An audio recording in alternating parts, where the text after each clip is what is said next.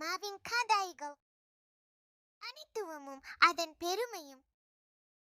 ஒரு பச்சை நிற குதிரை இருந்தது. எல்லோரும் அதை பார்த்து வியந்து பேசினாலும் அந்த குதிரை மனதில் சோகமாக இருந்தது. ஒரு நாள் ஒரு பருந்து பறந்து வந்து கேட்டது, உன் முகத்தில் சோகம் ஏன்? குதிரை சொன்னது, என் நிறம் வித்தியாசமாக இருப்பதால் யாரும் என்னுடன் பழக விரும்புவதில்லை. எனக்கு நண்பர்கள் இல்லை.